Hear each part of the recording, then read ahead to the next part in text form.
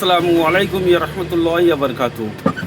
এক মুসলিম ভাই আর এক মুসলিম জাতির কাছে হাত জোড় করে বলছে, আমার ভাইদের কাছে, আমার আব্বাদের কাছে, আমার মায়ের কাছে কেউ গরু কুরবানি দেবেন না।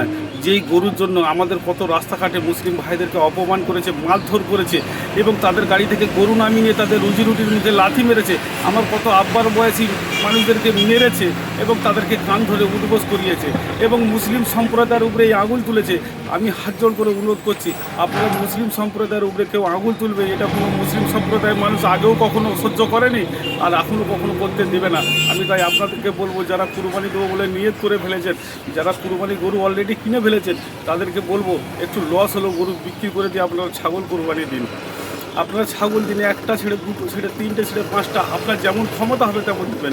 আপনার যদি ক্ষমতা বেশি না থাকে না দিবেন, কারণ আপনি যদি সারা জীবন কুরবানি না করেন তো আপনি কাফের হয়ে যাবেন, কি কুফরি হয়ে যাবেন, এমন কোনো হাদিসে নেই আব্বা।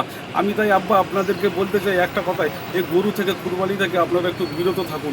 আর যারা ইমাম সাহেবরা যারা কুরবানি দিবেন তাদেরকেও বলবো একটু বিরত থাকুন, কারণ বিপদে পড়ে গেলে আপনার পাশে দাঁড়াবার মতো কাউকে পাবে না। তাই আপনাদেরকে আমি একটা কথা বলতে চাই, যদি হাইকোর্টে মুসলিম সম্প্রদায়ের মানুষের উপরেও থাকে তাহলে এটা মনে রাখবেন, এটা মুসলিমের জয় নয়, এটা হচ্ছে সেই হিন্দু সম্প্রদায়ের মানুষের জয় যারা হচ্ছে গরু পালিত করে এবং বিক্রি করে তারা মোটা টাকা মুনাফা করে। এবং যাদের জন্য আজকে এই সরকার, আজকে ক্ষমতায় মুসলিমদের উপরে 14-12 দিনে 14-15 দিনের সরকার এসে মুসলিমের যেভাবে 12টা বাজানো সর্বনাশ করার যে পথে লেগেছে তার জন্য বেশি তাই হচ্ছে ওরা। তাই আপনাদের কাছে অনুরোধ করব, আপনারা যদি গরু কুরবানি দেওয়ার ইচ্ছাই থাকে আপনার নিয়ত করে ফেলেন। আমাদের নবী পাক সাল্লাল্লাহু আলাইহি সাল্লাম বলেছেন, প্রতিটা মানুষ তার নিয়তের উপরে কর্মফল পাবে। যদি নিয়তই থাকেন, আপনি ছাগল দিন, উট দিন, আপনার হচ্ছে দুম্বা দিন, আপনি ভেড়া দিন, ক্ষমতা থাকলে দিন, না থাকলে না দিন। অনেক ভাই নিয়ত করেছে কুরবানি দেবো বলে, কিন্তু পয়সা আর্থিক সমস্যার কারণে দিতে পারেনি।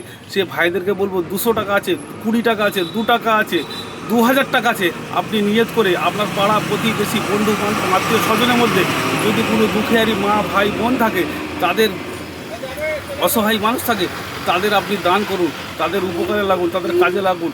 সে যে ধর্মেরই মানুষ হোক, আল্লাহ আপনার কুরবানি কবুল করবে ইনশাআল্লাহ। আমি এক মুসলিম হয়ে আর এক মুসলিম ভাইদের কাছে আমি অনুরোধ করছি, আমি হাত জোড় করে অনুরোধ করছি, আল্লাহ পাক যদি সমস্ত গুনাহ মুসলিম আমার ভাইদের জাতির গুনাহ যদি আমার মাথায় দেয় যেত, আল্লাহর কাছে দোয়া করি আল্লাহ যেমন সকল মুসলিম জাতির ভাইয়ের আমার গুনাহ মাথার উপরে দিয়ে দিও। আল্লাহ আমার সকল মুসলিম ভাইদেরকে ভালো রেখো আল্লাহ গো, আর তাদের আল্লাহ কবরের হিসাব সহজ করে দিও আল্লাহ, কিয়ামতের দিন তাদের কাছে সহজ করে হিসাব দিও আল্লাহ। আমার মুসলিম ভাইদের নেক আমলগুলো কবুল করো আল্লাহ, তাদের নামাজ রোজা কবুল করো আল্লাহ, তাদের মনের মধ্যে দিন দিয়ে দাও আল্লাহ, তাদের ইমানকে সতেজ করো আল্লাহ, সঠিক পথে চলার তৌফিক দান করো মেরে মওলা আল্লাহ। আমি এই মুসলিম জাতকে বিরাট ভালোবাসি, আর আমার ভিডিও শুনে যদি কথাবার্তা শুনে যদি আমার একটু খারাপ লাগে তাহলে আপনারা আমাকে একটু ছোট ভাই নিজের ছেলে মনে করে আপনারা ক্ষমার দৃষ্টি দেখবেন।